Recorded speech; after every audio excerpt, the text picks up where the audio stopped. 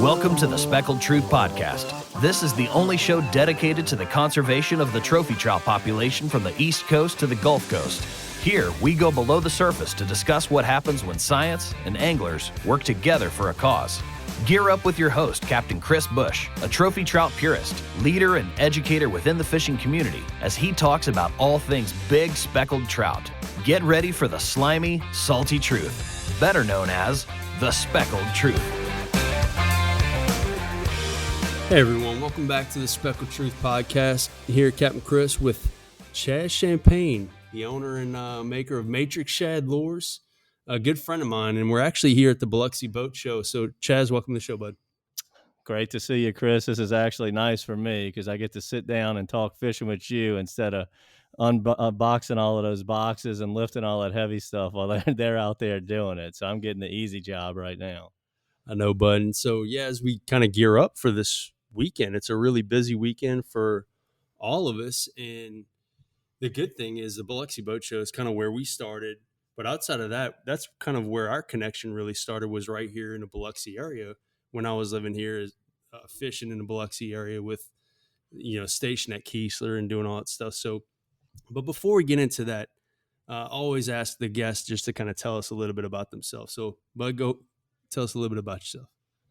Yeah, I was born and raised in Pearl River, Louisiana, and I grew up on a little, like a perch bass pond. We had a small, 1 acre pond behind the house, and my parents tell stories of me all the time of, most kids, you had to drag them out of bed to go to school, and some mornings, which sometimes that happened too, but a lot of mornings, they would be looking for me in bed, and I'd already be up fishing in the mornings and dressed ready, not really so much ready to go to school, but just wanted to be dressed so I could get a little fishing in before school happened. And then after I left there around 12 years old, and we moved on to some canals in Lake Ponchartrain, and I remember for a Christmas present one time, I got a little 12-foot flatboat, and my rules were I can't leave the canals. And I was, I'm sorry, it was a 16-foot flatboat. I was 12 years old, and my rule was I couldn't leave the canals. And that's all I did every day, was just live on that boat up and down the canals, caught the fish that I could kind of catch. I really wasn't taught how to fish correctly at that age. My parents weren't big fishermen, nor grandparents really. I just kind of was self-taught at that age. And me and my friends, we just lived on that boat. It's all we did. And it's funny, you watch these kids nowadays, and you almost got to drag them to be out on a boat. Everybody's glued to their tablets or iPhones or inside to a game or a computer. And we just lived in the sun when I was growing up. Yeah, and it's the same with me, man. I mean, in Port Sulphur, Louisiana, actually, before that, I shared a little bit, and I was here in Mississippi in the kiln. And so had access to a pond. My parents had some land here in the kiln, and we had a pond. And same situation, it was always bread balls, red and white bobber, catching brim till the frickin' bunny sun bread. went down. Bunny bread. I know, man, but it was awesome. And so I guess that's where it really starts, right? Is the fishing really the addiction? And I talked to Doc Weiss, who you know very well, is it starts at an incredibly young age. And so for you, though, I mean, when did you really start targeting like trout and fishing and becoming a prince of the Pontchartrain? Yeah, I called you that. Yeah, Doc for sure, I would say, has the biggest addiction of fishing I've ever seen. Like, he's got it as bad at his age as I see some of these 10 or 12-year-olds or people like you and I. But it really, where I started really learning what I was doing. So I got my first little job was at the local fishing spot and off of the Pontchartrain Basin, and all of the big time anglers like Dudley and Krieger and this guy named Terry Googans, that was their hangout, and they all kind of took me under their wing. I went on, and I would save up like birthday money or any kind of money at that job, or any dollar I could scrape.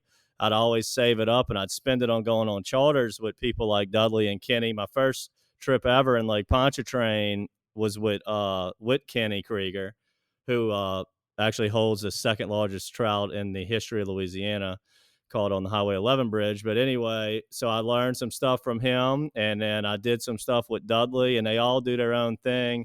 And when I really, really started learning a lot is Terry worked at that store with me, and he's extremely knowledgeable and one of the better artificial fishermen I've ever been with. And since we worked together, him and I just became real good friends where we actually fish together 2, 3, 4 days a week.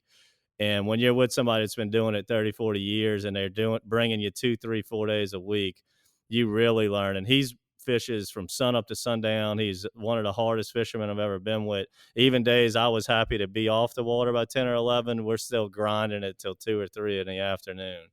Yeah, and so funny story though, Terry Googans, and I didn't realize that y'all's connection was then, and so I ran into Terry Googans when I fished here, when I lived back here in Biloxi, and so I would fish a little bayou on the west side of the state by the Silver Slipper Casino, to be nameless now, nonetheless. And so I would see Terry there, and so he had his little, it was a little Kenner, no, it was a little Pathfinder. Yeah, 19-foot Pathfinder, and he'd be in that bayou, and me and Pops would be fishing in there, and all of a sudden Terry Googans roll up, and the way that guy worked the jig was just remarkable. And so everybody's talking about the Pontchartrain pop. Well, here he comes, dude, around the bend, and there he is, just fitting.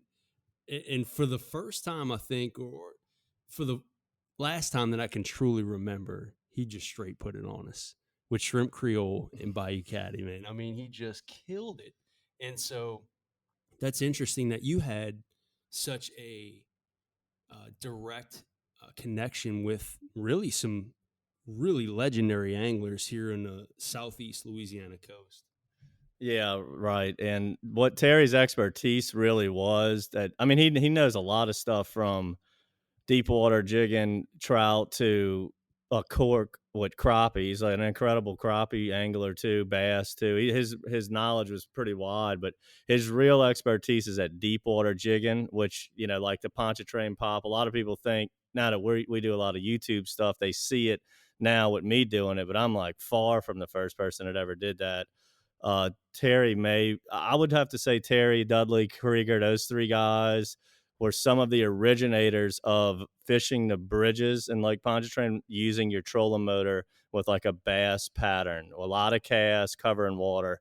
That was more of a live bait, dead bait, and a lot of trolling with that lead core line that's been around for a while. But dropping the trolling motor down, fishing a jig on the bottom, those guys were the originators of really utilizing a trolling motor and boat positioning and angles of a cast and all of that 20 years ago, 30 years ago, nobody even thought that deeply into fishing, but they take a bass fishing mentality and you approach it into a saltwater fishery. And no matter if it's the bridges or out in the South Texas where you like to go or whatever, you bring bass fishing tactics into a saltwater estuary, you're going to be one step ahead of the game. And because that's just such an advanced technique. And if you saw Terry in caddy really wearing them out, the reason is it's deep, and that is his thing. Deep water jigging is his thing. And that's, you know, a lot of fishermen like you and other anglers, if it's shallow water grass flats, popping cork stuff, top water, I'm all ears. Like we all have stuff to learn, but the one thing I feel like I got enough hours in to where I kind of don't even want to change any technique is that deep water jigging. I mean, it's day in and day out. 90% of the fishing we do is 10 to 15 foot of water with a heavy jig, open face jig head on whether a dart tail lure or a plastic paddle tail or whatever it might have been. So, yeah. And so run us through a little bit, because we have anglers who are listening from Virginia down to South Texas. And so they may not understand truly the Pontchartrain complex. I grew up on the South Shore. I mean, I fished the Causeway. We live right there, actually off of Causeway. And so we got to bump out there a little bit, even though we fished kind of the Delta. We would still, when the trout were kind of running in the springtime, we would still go fish the Causeway, me and Pops, before they closed Seabrook and all that jazz, right? And so I'm a little bit more familiar, but tell people a little bit more about the uniqueness of the Pontchartrain complex. Yeah, so like you said, Virginia or something like that, which I've never fished that estuary, but I personally enjoy traveling around. Maybe I'll go into a bait shop and ask like the owner, hey, where's a good area to target? But I like just going completely blind a lot of times. I very rarely now like go with a charter in another area. I just like to go blind, see if I can figure it out. And what I typically figure out first is a deep water spot. If it's like a shallow grass flat or something, I struggle with that. I got to kind of learn it. It's not what I'm used to. Fish are very smart in that shallow water, especially these areas like Texas, Florida, Virginia. They got a lot of big trout, very intelligent fish. Louisiana trout are probably the easiest to catch in the country. But the key to the deep water stuff. So let's say I went to Virginia and found like an industrial canal, a man-made thing that had like 30 foot of water in the middle with nice 5 to 15 foot drop off, something similar to like Gulfport Harbor here. So when you cast it out, we're not making real long casts because the water's so deep. You're going to make like a 30-yard cast or something like that. And you got to literally wait for the bait to get to the bottom. And I always say it's about a second for every foot of depth to hit the bottom if you're using like a 3/8 ounce jig head, which is pretty standard for anywhere from 8 to 15 foot. And when a lot of people just don't know how to understand when the bait hits the bottom. And one of the key things to do is to watch that little light bow in your line when the lures fall into the bottom. A lot of people use braid nowadays where your sensitivity is a little bit better. I like braid. That's fine. The people in Pontchartrain that do use braid, they usually use a visible braid, such as a white or a yellow, and then tie like a fluorocarbon leader to it. That way they can actually see the line. Because you want to be able to feel it and see it. A lot of times, like if the lures fall into the bottom after a series of pops and a fish hits it, but he hits it and swims towards you on the reaction hit, you're not going to feel that because there's no resistance there because he inhaled the lure and swam to you, but you might see your line do something different, whether it slides left or right or just an amount of slack happens too abruptly. A lot of times I see it. And with bass stuff or a real calm lake or whatever, it's not as turbulent out there. But saltwater, a lot of days we're fishing half a foot to a foot chop with a 1 knot current. So those two variables on top of 15 foot of water, it can be really, really tricky to feel it. I mean, there's a lot of days where I feel 0 bites and I just kind of see a lot of them. And another reason people's like, well, why do y'all pop the lure so hard? I think a lot of times, when they're not biting it hard and it's real turbulent out there and we're popping that lure real vigorously, we might not have felt the bite, but that when I pop it real hard, it's almost like a miniature hook set. And if I feel any resistance, I just keep coming back over my head and set the hook.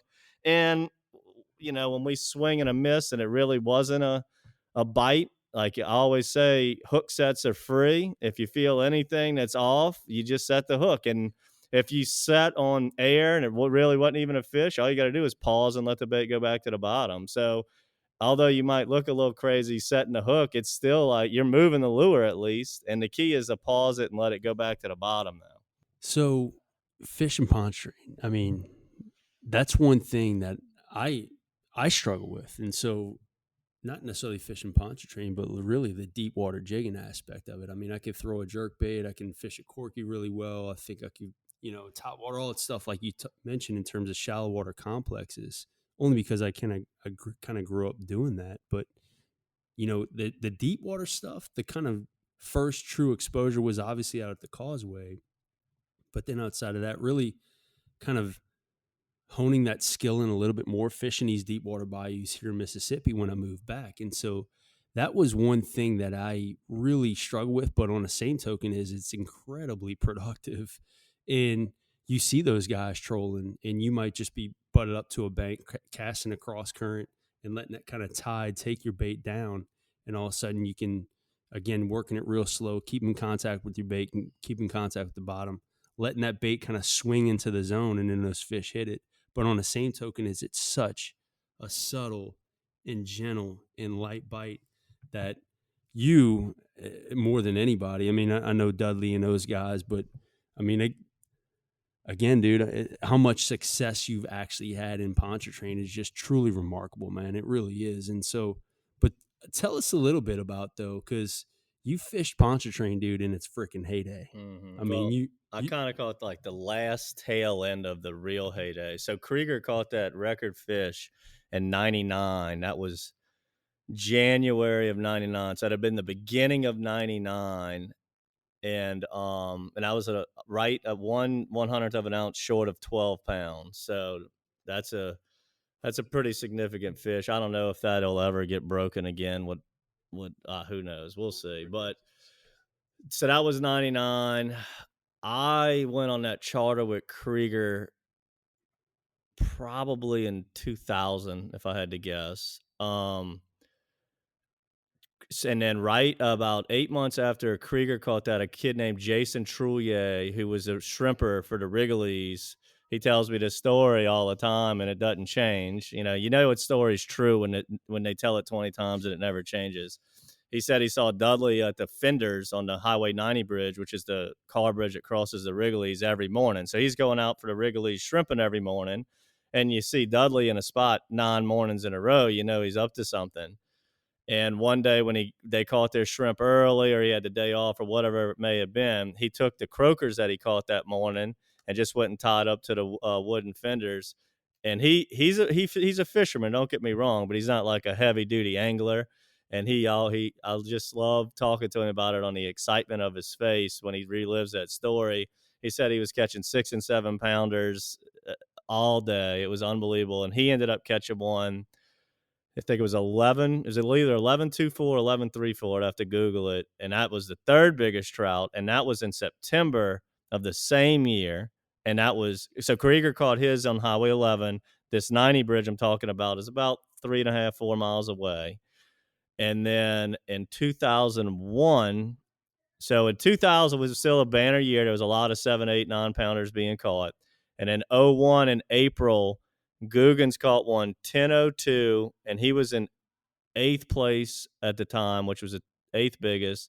And then like 6 days later, and I was also on Highway 11, Dudley caught one 10.60, which ended up, and then Calcasieu was catching like multiple 9 and 10 pounders, and they were getting in the record books.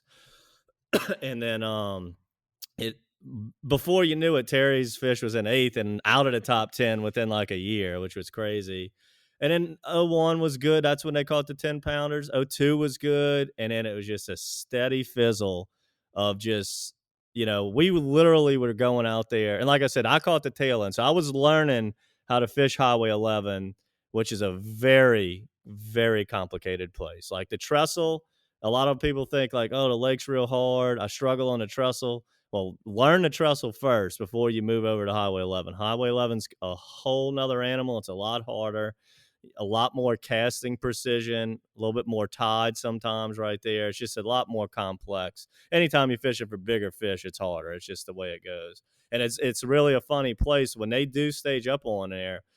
And then we don't get them there every year, but when they do, it's always a different class of fish. So the trestle's usually 1.5 pounds to a 3 pound fish. You'll get an occasional 4 or 5 pounder on there, but they're 1.5 pounds to 3 pound. And in the Highway 11 bridge, I've seen seasons on there where they literally start at 18 inches and the sky's the limit. Like every fish you catch is 3 pounds or better. It's just unreal. It's a very strange thing considering it's only 50 yards away from the trestle. It's just like the big fish separate themselves from the schooling fish or the smaller ones, and then they just hone in on it and take over that little area. But so when I started learning how to fish Highway 11, it really was the ending of it, like the kind of the tail end. And the fishing just got a little bit, as far as the big ones, it just each year got worse and worse and slower to catch the big ones.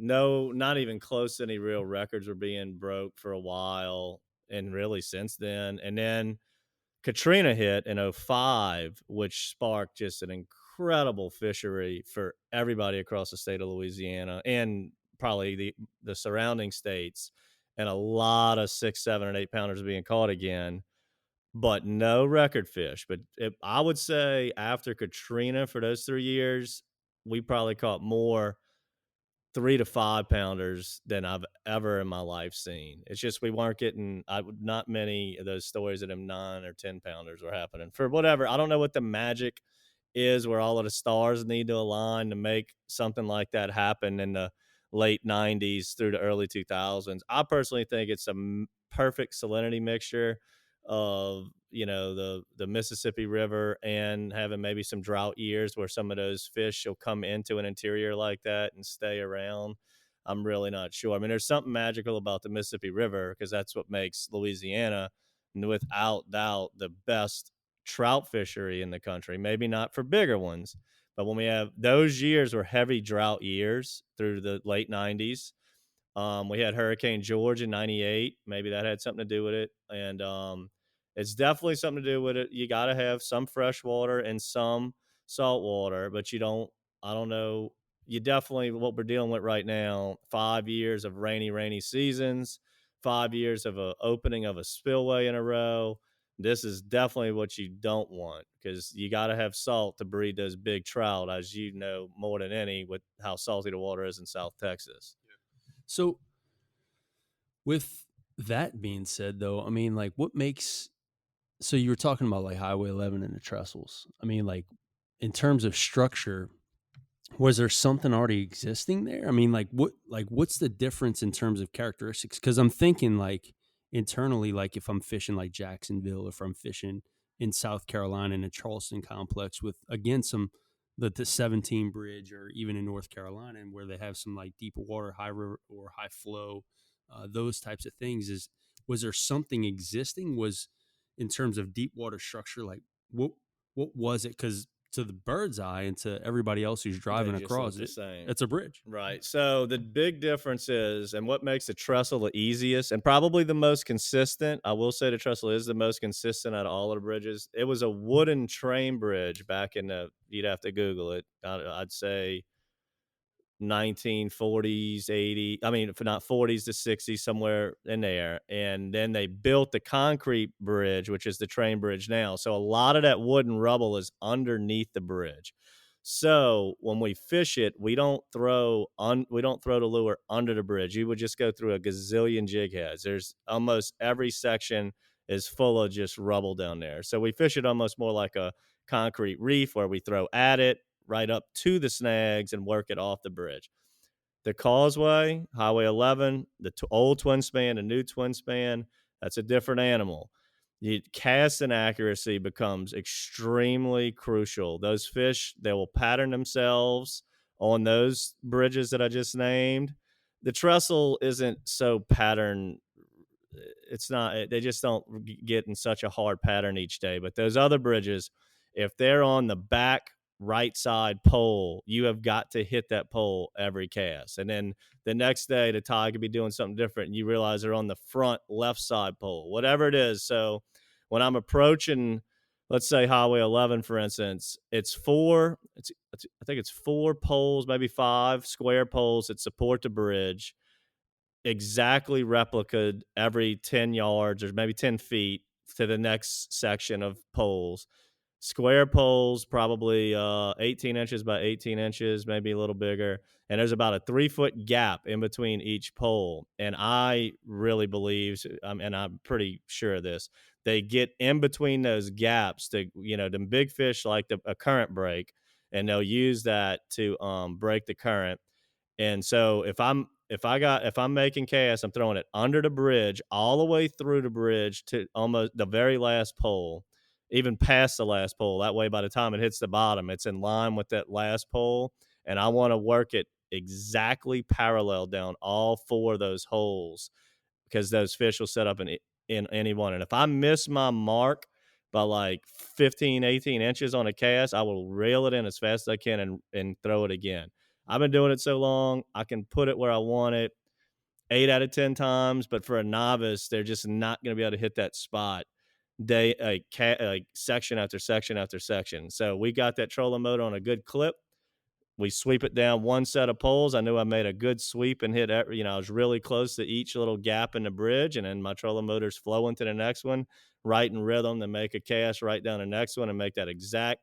And it's a timing thing. If you make your cast too early at a poor angle on your retrieve, you're going to be pulling it away from the pollens. If you make it too late, when you go to sweep it around the bridge, you might snag the pollen. So you got to find that perfect timing angle to where when it hits the bottom and you begin your retrieve back, you're coming like a straight line down all 4 or 5 of them poles, however many it is, I forget.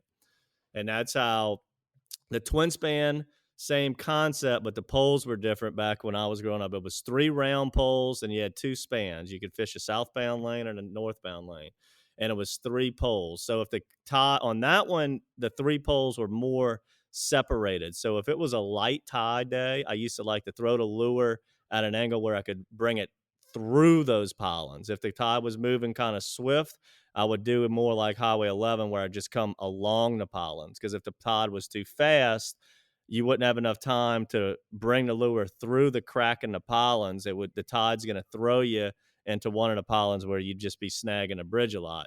The causeway is almost identical to the twin span.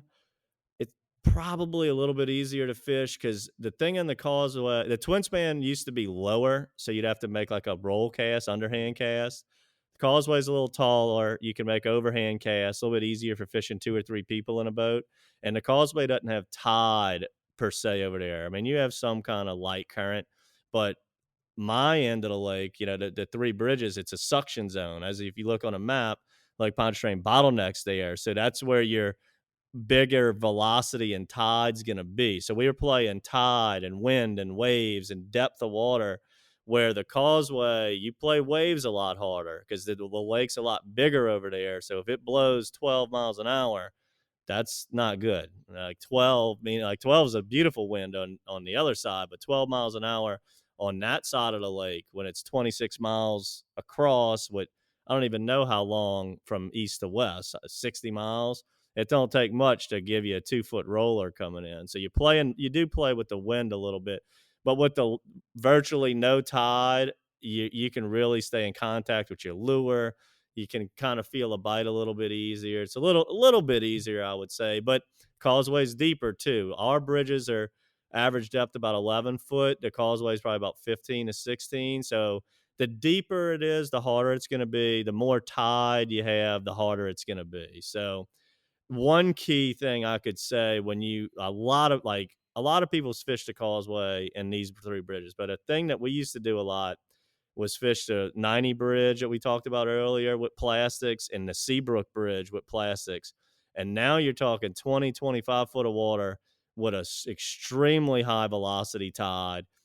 I used to like those areas haven't been good in the last 4 or 5 years, just with the Missigo being closed and high rivers. But when the fish used to be there, they were some of the biggest fish in the state, definitely in Lake Pontchartrain.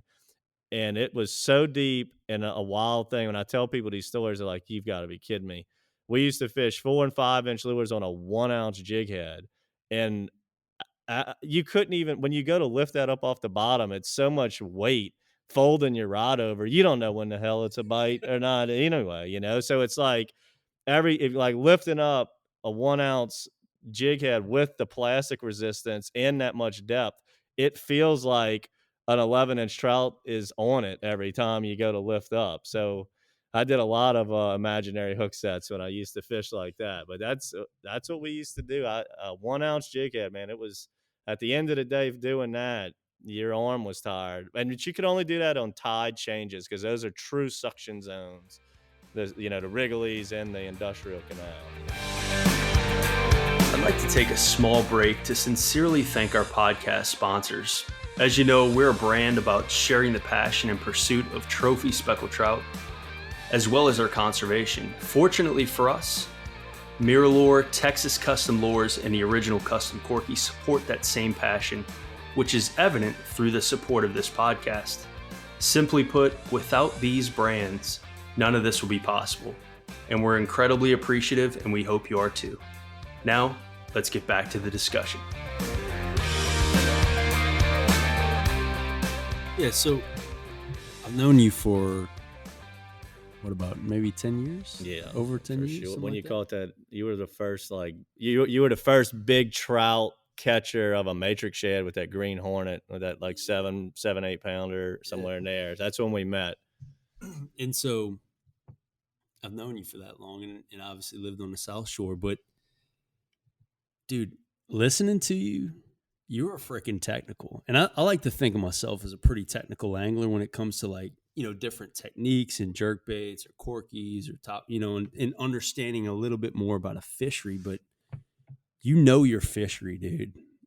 Like, it is ridiculous, like, the amount of knowledge you're throwing down right now. Yeah, like, and I get a lot of people that follow us all the time. Like, you and I doing this podcast, we probably get a lot more viewers if we were talking about just how to tie a polymer knot or something right now.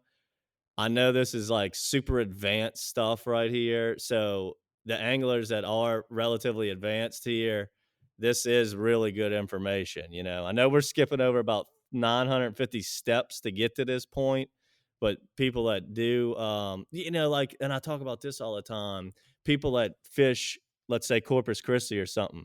We all know those big trout love the grass flats and wade fishing. I get it, but I guarantee you there is a man-made canal system in there, or there's a bridge that holds 14 foot of water somewhere around there, whatever it is. And you take these deep water tactics there, those fish don't just live on the grass flats. I agree, grass flats is more fun. When I go to Florida, I like fishing the grass flats. You know, it's just enjoyable. I love topwater fishing, jerkbait fishing. Lake Ponchartrain's got it a little. It's okay, but if I'm going to Florida, I'm not really wanting to jig deep because I get to do something I don't think to do on a regular basis. But the places, anytime I go to Florida, and I've been to a lot of the cities on the Panhandle, Destin, Panama, Pensacola. I go to the first bridge with 15 to 20 foot of water because I know what I'm doing with that. And I've caught multiple 4 and 5 pound trout doing that. I've had one in Destin, I remember, on the Brooks Bridge, which crosses Fort Walton.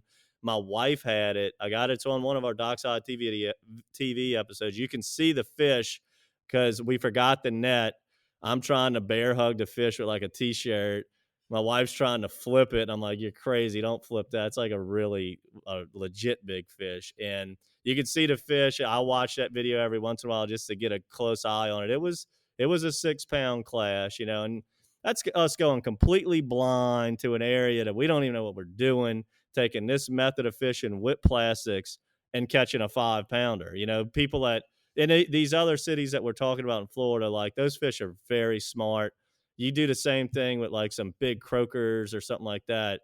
They obviously have 9 and 10 pound fish under there, you know, but it's just, my point is these methods and tactics, they work everywhere for deep water. And I know if I went to Corpus and I started and was on the boat, yeah, I'd hit the grass flats first. But if I saw a bridge or an industrial canal, I'd really, really enjoy seeing how it worked over there. Because I mean, a speckled trout's a speckled trout. They pretty much act the same across the whole country. It's just, what does that estuary hold for them to live in? And Florida, they have such beautiful grass flats that make it easy for them to target their prey. But the places that the suction zones they have there with bridges, the big trout hang out there too.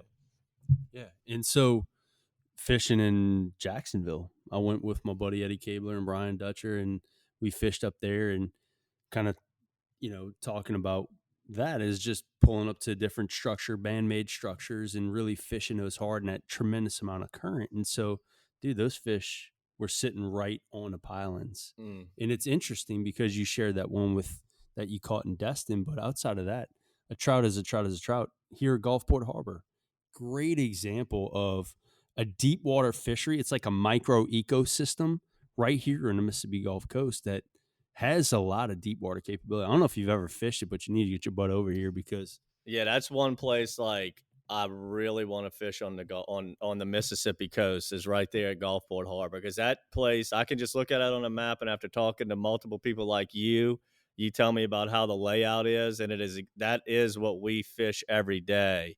You know, that whole Chalmette fishery where the Great Wall is, that's all industrial built canals, which all you're doing is trying to work a ledge. Is usually the key, with a lot of rocks.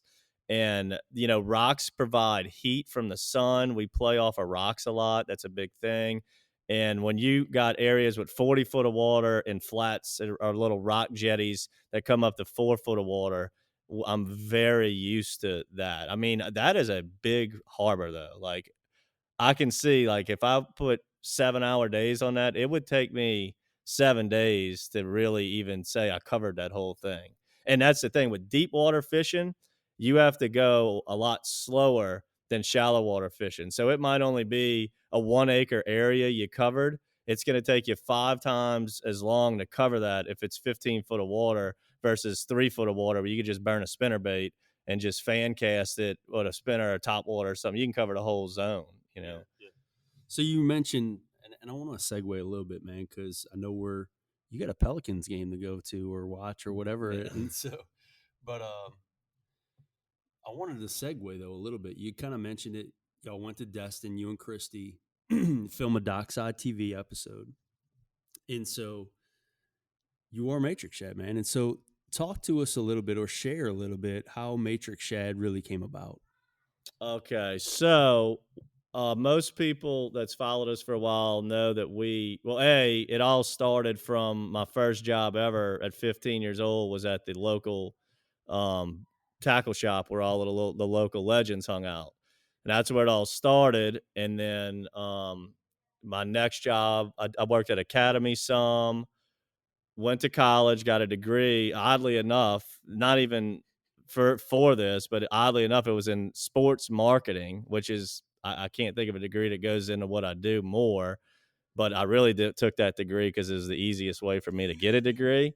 But oddly enough, it ends up happening what we do for a living.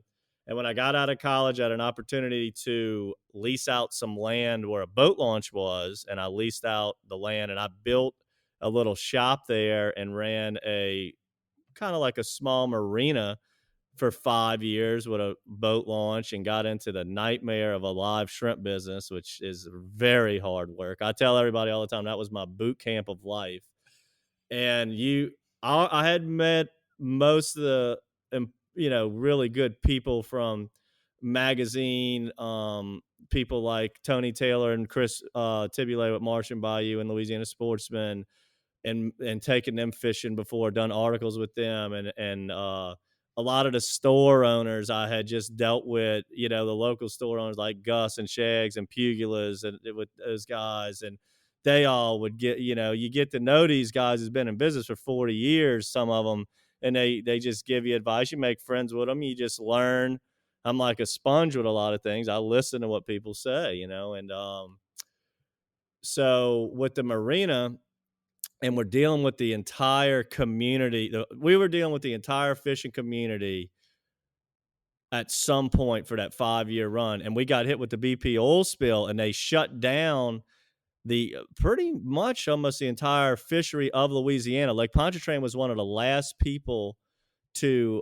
last estuaries to get closed down. And I remember seeing everybody from everywhere came through us at some point that year that liked to fish because they couldn't fish. I remember even seeing Bootsy Toops, who's a Grand Isle legend, coming fishing in Lake Pontchartrain because everything was closed down. It was really cool to see. Just like it was wild. Like if you tell people they can't fish, they're going to do what they got to do to go fishing. I mean, these people are taking 2 and 3 hour rides to go fishing. Anyway, my point is we just started meeting everybody in the community, and obviously with BP, funding a lot of every business out there that was anywhere correlated with the oil spill, and we were directly, affected by it. Obviously, was getting funding from BP, and our first check that we got funded with, our first check we got funded with, I used it to build the bait shop a little bit nicer, and then they offered to settle up with us, and the settle up check was $25,000, and some people didn't want to sign off for that, and some people just took it and took the 25,000 and ran. If you didn't run with it, you're going to be tied up in litigation for 5 years and dealing with it. Did we deserve more? I don't know. This isn't a judge or jury room to decide. But what I knew, if I took 25,000 and it's going to take me 5 years in litigation to go after more, I was like, it's going to be a lot of work regardless. So let's just take the 25,000. Let's get into the manufacturing business. We'll try to turn this money they're giving us into more instead of waiting around in litigation for 5 years. I felt like I knew just about everything I needed to know on a 3-inch paddle tail swim bait, considering that's all we used for 15, 20 years. That was our thing. We used to use a lot of hybrid flurries. We used to use a lot of Dudleys.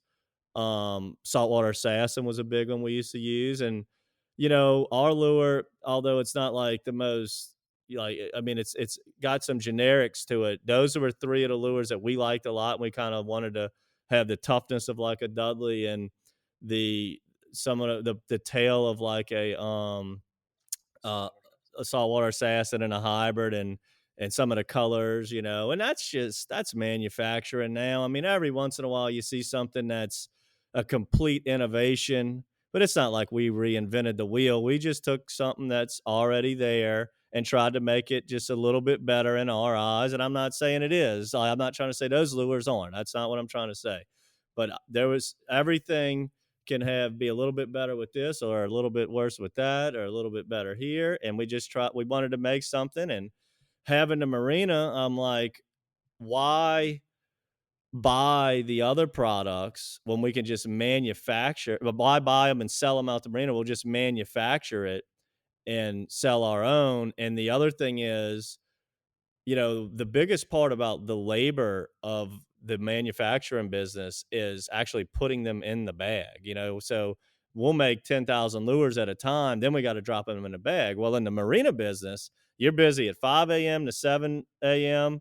And then you're busy again when you close from like 4 to 6. The rest of the time you're sitting there watching TV. So I was like, well, I'm fine with everybody working here watching TV, but why don't we just get into something where we got a real nice, easy thing to keep us productive while we're just waiting on, the afternoon rush. So that was kind of my thought process, was to kind of multitask per se. You got to be at work anyway. We're not really doing anything physical during those hours. Now we can do something during that time that's productive, and we had the funding to do it because it's very expensive to start this. The cut of mold is very expensive, and that was really the key. And I knew we could market it. I didn't know it would ever become this. I felt pretty confident this would be in my life forever. I didn't know if it'd be my full-time job for 20 years, and time will tell if that'll be the case. But I felt pretty confident, and the marina really helped out by dealing with the community day in and day out. And they know we've always told the truth with everything. We've met good people like you, and you, and we just knew all of the right people, and being nice and kind and truthful with everybody over the last 15 or 20 years. And it's just not me. I mean, it's a whole group or crew of like the Matrix family. um they know if we say this color's working today, we're not BSing, and I'll tell you, I'd be the first to tell you, like, when I made the Matrix, if I felt like it was tearing up a little bit too much and it wasn't that durable, I would have recut the mold or use a different grade of plastic. Like, I get samples of products all the time. Like, we have a pretty extensive line at Matrix Shad now of all kinds of stuff, but I get so many things that we test out or try or prototypes, and I just scrap them because I can't put our truthfulness or whatever behind it. Like, if I'm only going to use things that I would feel confident in using myself, and some of the items we actually cut the molds for from scratch, and some of the items that we deal with are just generics that we might change the hooks on it or some color schemes, but the bread and butter of the organization is Matrix Shad. That's, a majority of the sales and stuff that we make and what we're known for. And that mold was drawn on a pencil and paper and cut off a CNC machine and ran with it ever since. And like I said, a lot of the molds we we cut them from scratch, and that's a complicated and expensive process. It's a lot easier just dealing with a generic, but if it's a generic, everybody's kind of seen it already. So I remember, though, I mean, when you first started and came out, I mean, you were hand pouring them, right? Oh yeah. I've burnt my feet on plastic melted out of the microwave many times in my life. We had a one shooter mold, but we had two of them. So I could shoot with one pull off. It's a syringe for people that's not familiar how like a prototype injection goes, but it's real similar to like a doctor giving you a syringe shot. You're going to melt and the plastic's pretty neat. So the plastic comes in a jug of milk. It looks very similar to milk. And when you got to put it in a microwave to get it to I forget the exact temperature, to a certain degree, and it turns into like a jello. And then you got to let it cool for a second. You can't just put it in the microwave the whole time. It's like it's got to hit the jello. You got to stop for a second, and then you reheat it again, and then it becomes like a more like a syrup, like a hot syrup liquid again, to where it's soft enough to suck into a syringe and inject into the molds. And it's a really neat process how it goes from like milk liquid to jello back to like syrup liquid. I'm sure there's a word for that. I mean, I've heard the word sublimation before, but that's not that process. I don't think it has anything to do with that. You're not skipping a state. But that part's pretty neat. That's like the most scientific, cool part of what we used to do. But yeah, we used to do them just like that in a microwave, shoot them one in a mold and one in the other. I could shoot 2 at a time. And if I was really rolling, you could do about 100 in a day. And so that's that's when I knew you, man. Yeah. So it was like the very first couple batches you came out with. You had some of the OG colors. Guggen Green was my favorite, man. And you sent them here, and finally, I think you started kind of pouring more and more, and that's when we kind of got a little bit rolling here on the Mississippi Gulf Coast. But it's funny, man, how much effort and dedication, dude, going into like just pouring that stuff and creating a plastic, right? So I have to ask you though, like, what does an actual day like now look like for you? You know, as a lure manufacturer? Yeah, now it's totally different. So obviously, I'm not trying to go on the air and explain to everybody in the world how to get into the lure business, but I am a pretty nice guy, and I'll give some tips for those that want to do it. You know, it was always a lifelong dream of mine growing up, looking up at people like Dudley and just knowing that this is even possible in America is just unbelievable. I mean, other countries, this isn't even possible. You can't do this for a living. But in where we live, you know, blessed by people like you in the service, protecting this country. And I don't want to get on a tangent on that, but only in America, you really can work out of your house and manufacture a fishing lure for a living. I mean, it's incredible. But that's doing them one at a time. That's how I would highly recommend everybody starting. And the whole point of that that wasn't really the sales part of it. That was to get it made and get it to very experienced anglers like yourself and get feedback from it. So when I'm pouring them, like I said, 100 was about the best I could ever do in a day. It was more of like 20 in a day. And I was mailing them all over to all of the great fishermen I've met over the years to get all the feedback. And when I was just getting zero negative feedback, like everything was always positive, I was like, okay, it's time to make a run with this. Because to get a little prototype mold made, that's only like $1,000. But you're never, ever, ever going to make any money in this business shooting them 2 or 4 or 6 at a time. Like, that's not the way you do it. So once I felt confident that I had some people that would support this product, and it's no different than companies like Nike and Under Armour, you know, getting in business with Michael Jordan or you name it, Joe Burrow. You know, I'm not going to say Cam Newton or something because we're Saints fans around here. Yeah, Tiger. You know, it's the same thing. So I got to find the Tiger Woods of the fishing industry around the Gulf Coast. Luckily, I've already made friends with a lot of them, and I know who to target. I get it in their hands, and I get the greatest feedback in the world. And then we come out of pocket. Now we spend some money and we buy what we call a master mold, which our mold can shoot like 50 lures at a time. And when we do a color, we do a minimum of 10,000 lures on one color. And then, so now a typical day for us, we still do bag a lot of our own lures a lot of times. We have 2 factories that deal with it. One factory, when we get it in, the plastic's done. It's in a plastic bag, UPC coated, ready to go. And we deal with another factory to where it just comes to us in big bulk boxes, like the 10,000 at a time. And we spend a lot of time bagging. I always tell my wife when she's teasing me, like, will you help me bag these? I'm like, that is below my pay grade nowadays. But she's like, you better get your you-know-what over here and help me bag these things. So even the boss has still got to bag them sometimes, man. But I try.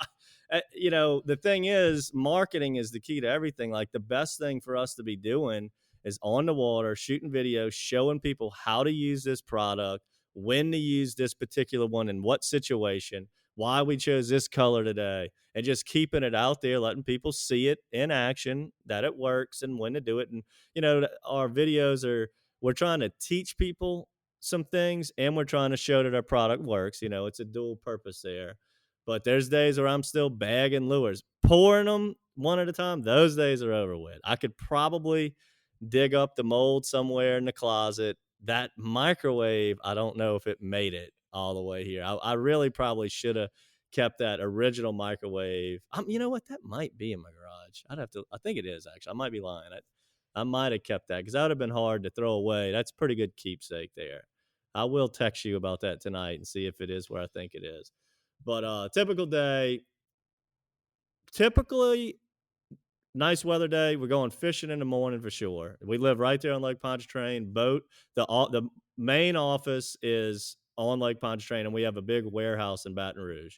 So we leave our office, which is on the home/office, which is on Lake Ponchartrain in a back canal. We go fishing probably 3 times a week is probably average. And we fish anywhere from Bayou Lacombe all the way to Violet is about our range, the Lake-borne rigs. And we do our little fishing. If it's terrible, which trust me, we have bad days all the time, the camera doesn't get pulled out. If it's mediocre and we need a video, we'll pull out the camera. If it's really good, we always pull out the camera. If it's a good day where I can hurry up and get some footage and talk about why we're doing this and where we are and whatever, we always have the camera on us. So typical day, I don't fish too hard or too long anymore because there's always so much office work to be done. So if we leave the house at 6, I'd like to get back by 10 or 11. Let's say we got a video made. Back into the office, my wife maybe fill all of the internet orders and whatever, some few store orders that we may have that day, and I'll start cutting and editing in the video. I'm getting fast enough at it now. I can have a video finished, edited from the day of fishing and on the World Wide Web by around like 4:00 p.m. And then by that time, it's time to pick up the kids from daycare, and we just play it by the weather. If it's a bad weather day like today, it's office work all day.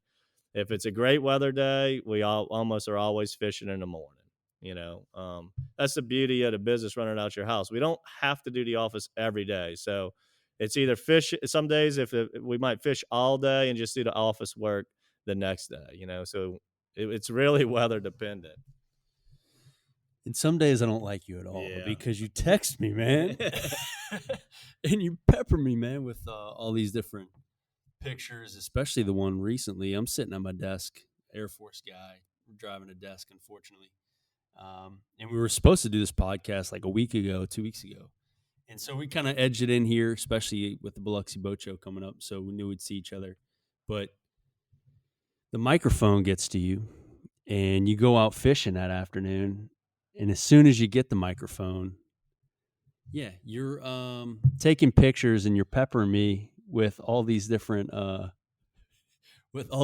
fishing pictures, man. So it's killing me, dude. And so, but the cool thing is knowing you again for those 10 years, going to hang out with you and Chris Roberts and Steve Wicks up there in Dockside Marina, and kind of seeing the 5-gallon buckets full of Matrix Shad there. Chris, pull what you want. Nope. And then I'd pull what I need, and you'd kind of tell them, "Oh man, don't worry about the cost," and I'd leave you a 40 on the That's the right. seat, dude. That's right. I remember that. I remember that. Okay. Insist you don't owe me nothing, and I'd find money somewhere. And I had a pretty good idea where it came from. That's right, man. But that's part of it, though, because you supported me and I support you, and that's kind of what at least our relationship has been for over the course of that decade, And so I appreciate that, brother. I really, really do. And so, admittedly, don't use your products enough in the state of Texas, catching some, hopefully we're targeting some bigger fish. And I apologize for that. But on the same token as, man, you've always been there for me, and I appreciate, honestly, man, your candidness of people that maybe wanting to kind of have this dream of doing whatever they want within the fishing industry, dude, just grabbing a bull by the horns and going and getting after it. But I'll always cherish those times sitting in Dockside Marina with you and the guys, just kind of sitting there talking fishing and looking at the millions of pictures or the pictures all over the walls of developed film of just all these different anglers, man, with these huge Pontchartrain trout, man. Those are timeless memories for me, man. So thank you for that. Yeah, and like our friendship and the way you and I treat each other, and that is the key to business, no matter what it is. I do believe Matrix Shad is a very good lure. There's a lot of good lures out there. The key to our success is that we do everything we can to treat everybody correctly and kindly. And we are so grateful for the people that have stood behind Matrix since day one. Those that use nothing but Matrix, thank you so much. People like you that use Matrix a lot and other lures, you don't owe us to use nothing but Matrix. It's totally understandable. I've had some instances of people we've really taken care of over the years that just like jumped on other lure companies' bandwagons, which is a little offensive. But look, life goes on. It is what it is. And it makes me more grateful to the people that really have stood behind us through all of the years. And without, like I said, back to the Nike and Under Armour, without those guys and those listening know who they are, that's really, they catch a nice fish. They might only fish once a month and they're all excited and they're posting it all over social media or whatever. That is the key, man. And there's some people out there that we give free product to, and they know why we do it is because we wouldn't be here without them. And some people that maybe not can't fish quite as often, but really do everything they can to help promote and put it out there. We try to give discounts to it. It's a fine line. I mean, we got to sell it to somebody. You know what I mean? I can't give it all away, but I'm such a giving person. If I really put a number of how much product I give out a year, it's a big number. Yeah. So we're here at the Biloxi Boat Show, and tell us a little bit, man. I know you have some things that are coming out, so just real quick, tell us kind of what some new things that you guys have coming up from Matrix, man. Yeah, so it's going to be, most people's been to a show that we've been at before, and we're kind of known for having just a whole bunch of lures thrown all over a table. It just looks like a big old worm bar out there. And that's how I like to do it. Like I discussed before, the expensive and hard part is putting them in a bag. I don't like bagging lures. So I just bring them loose. You get to mix and match what you want. We got the crawfish, the brush hogs, the Matrix, the Vortex. That's probably 1,000 pounds worth of lures on two tables out there right now. You get to mix and match whatever you want. You can it's 50 25 packs, 50 packs. I hadn't even made the price sheet yet, but it's typically, I think 100's $25, 50's 15, and you get to mix and match all your colors. People like that way they can get a lot of product and they don't have to be stuck with just one color. We've dabbled into the hard bait business a little bit. We didn't go crazy, but we got some suspended jerk baits and some top water, some stuff that we use a lot, and we knew that would work. I'm not trying to be like Rapala and have a gazillion hard baits, and it's just so hard to keep up with. As we most know, we love that crappie fishing. We carry a nice little swim bait for crappie, a little 2-inch bait. We got 4 colors here for that. But the big thing that we've really been pushing a lot lately, and we're getting a lot of good response from it, is that Matrix subscription box, to where you get $50 worth of value if you were going to have to buy it on the internet, and it only costs you $30. And we mix it up every month of what it's going to be. And that's one thing with us. We're not always fishing the same style. We do a lot of different things, from sight fishing reds, the crappie fishing, the bass fishing, the big trout fishing, pop and cork trout fishing. We really mix it up a lot, to where these subscription boxes always have just a plethora of different items in them every month. So we send them out on the 18th of every month, and you go to matrixshad.com to subscribe to it. What people like the most about it is anything we come out with new, or any prototypes that the stores might not see for a while, the subscribers get them first, and they get to use them before anybody else will ever see them. And they really like that, which puts a little heat on us. We got to make new products a little bit more often than we normally do, but we don't mind doing it because we really are enjoying the subscription box thing. And the big thing right now, for the February subscription box, we're doing what we called it the Matrix Swim Shad. It's a generic bait. There's a gazillion of them out there like it. Pretty similar to a Matrix Shad, but it's got a little slit in the belly if you want to rig it weedless. It's your typical paddle tail bait. We got it in a 5-inch and a 3-inch. That's what's going to be going out in this month's box. And we have some samples of the colors that we have. Those will be for sale March 7th, but they'll be getting them in the box in February. We have them here if you wanted to look at them. But the big thing everybody's been talking about and wanting and looking for, I've been working on this project for 2 years. Like I said, when we cut a mold and we do something from scratch, it's a big investment and it's a big project. And that's at Matrix Shad, which we had to cut a whole new mold for. It's the exact same dimensions as a Matrix Shad, same durability, toughness, same swimming motion. It's the same lure, but we cut it also with a belly slit so you can rig it weedless. But the magic to this lure is it's poured in like a pearl or maybe a clear, and that's it. It just comes out as a very neutral color, almost like a prototype color. And then it has to get put on a post, and these things are hand painted. The scales, the gills, just everything on there. We don't put eyes on them because I'm a big believer in your tail. Your jig is supposed to be the body of the bait. Your jig head is supposed to be the eye or the head of the bait. So when you put this new lure, this X Shad, on a golden eye jig head or a jig head that is representing eyeballs, it looks so real and so natural. And if I'm telling you, like, when I finally got in my first couple thousand of 3 different colors the other day, and I was like, oh, I got to get those to the Biloxi Boat Show, even though they won't be out in the subscription box until March's one, and they won't even be for sale probably till April. I just wanted people to see it because it really, when I sealed it up in its bag that it's going to be in, it reminded me of like buying frozen cigar minnows or like frozen mullet in a bag. That's how realistic it looks. It's really neat. I'll show it to you in a minute. Yeah. Dude, thank you. No, I'm serious, man. I really do appreciate it. And not to be one, I can't wait to look at it. And I know we got to get going because we have a lot of different things to do. And I'm mindful of your time. You know what I'm saying? And I know you obviously got to go. I want you to be with family because you got to get back there. But I did want to ask a couple more questions. That's why I want to kind of cut a little short in that regard. But I want to ask you, I mean, like, what is like your biggest trout?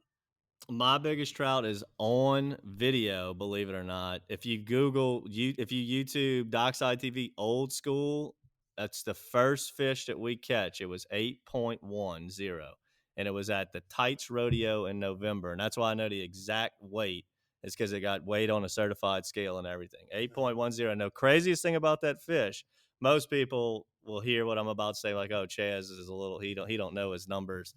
That fish was 26 inches long. 8.10. If you watch the video, you'll see why he was an 8-pounder and only 26 inches. It is still to this date probably the fattest trout I've ever seen. Are you kidding me? I swear. I'll show you that too as soon as we're done. How the hell have I missed that, dude? Because that's because we got so many videos out there. It's hard to find some of this stuff. I got you, man. Well, I did want to ask you another thing though, because this I think it's also vitally important. It's with regards to your equipment, and so you didn't touch on it, and I want you to, and that is especially deep water jigging. Run us through a little bit, especially maybe your rod and reel pairing, but I know your rod is definitely something that you are specific about. Yeah, I'm a big believer in whatever you feel comfortable with is fine, but I personally, I've always been a huge fan of that 6'3" St. Croix Avid. It's a medium with a fast tip. I got several friends that kind of make it for me custom. Terry Wagner's is probably the best one. That's like, he just cuts it just perfect, and it's just an awesome rod. But I'd say something around medium, I highly suggest. I like something closer to 6 foot, which is a really short rod for a lot of anglers aren't used to that. 7-foot rods are great for making really long casts and covering a lot of water. That's just not what we do with that deep water jigging. So you don't really need a long rod. The longer the rod, a little bit heavier, it's probably going to be on your hand. And, I'm making 1,000 casts a day, jigging 15 foot of water. And you can see how vigorously we pop that lure. The heavier that rod, the more weight I got on me, it really will weigh me down. And my favorite reel, and it breaks on me all the time. It's not the most durable, I'll tell you that now, but it is the most comfortable. It's one of the newer Shimano Corrados. I forget It's a 50 spool. It's like built with the 50 spool. I don't know. It's the silver one. It was like 2 years ago it came out. I'd have to look that up. Chris will text exactly what it is, but it's like it's the 50 series of a Shimano Corrado. It was probably like the 2016 model or something like that. Remember the E7 was the green one? It was the one when they went to silver. Maybe. It's just really small to where when I palm that reel, like we discussed earlier, and I'm watching that line, I also, when the lure's falling to the bottom, I'll let the line rest on my finger while on its way down back to the bottom. It gives me another little subtle tap feeling. Just another thing. Like I said, watch the line, feel the line, look at the line, all of that. This is just another thing. And if it's a big, gaudy reel, I can't use that for the jigging. Now, I'll use a bigger reel for topwater fishing. I want more line on there, 7-foot rod. That way I can cast it a country mile. But for deepwater jigging and what we discussed mostly on this podcast, shorter rods, medium action's fine, and a small bait caster. And a bait caster is essential. That is very important for deepwater jigging. Any in terms of like gear ratio though, like 7:1:1? I like it the fastest I can find. 8-to-1 is what I typically find. I hear they got some like 9-to-1s out there now, but I haven't used one yet.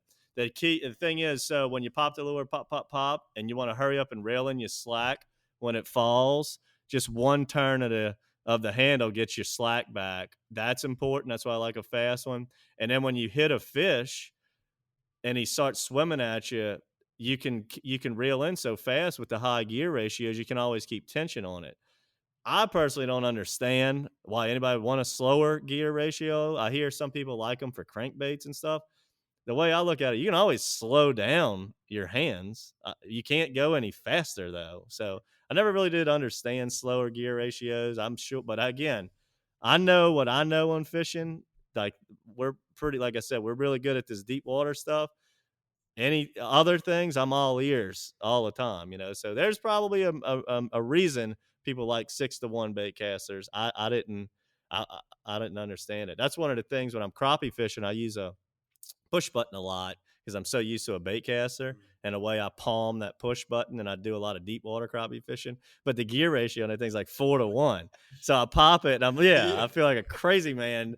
I wish they'd make an 8-to-1 in that thing, but then I'd reel in the crappie like 100 miles an hour, and then it's not even fun, Yeah, I got you, man. Well, Chaz, brother, I appreciate it, man, for being on the podcast, man. I really do. I know we have a really busy week and a busy weekend. So, again, dude, I really appreciate your time. I appreciate all the listeners. And I know this podcast, by the time it actually airs, is actually going to be a little bit late because it's Thursday and we're going to get it out there. But we definitely want to do, and that's on me. Again, we were trying to get something going, but we just couldn't link up times. But we definitely want to do it, man. So, Chaz, again, brother, thanks again for being on the podcast. Oh, my pleasure. Thanks for inviting me.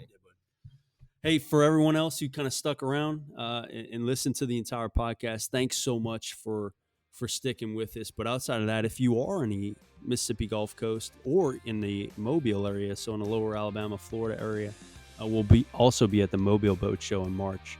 So, but if you're here this weekend, which is the 7th, 8th, and 9th, come check out Matrix Shad. Definitely come check out our booth here at Speckled Truth. And we'd love to just, honestly, man, just talk trout fishing. That's what we do. That's what we love to do. Come see our kind of live trout display. We actually ended up getting a 7-pounder, believe it or not. It's like right at 27.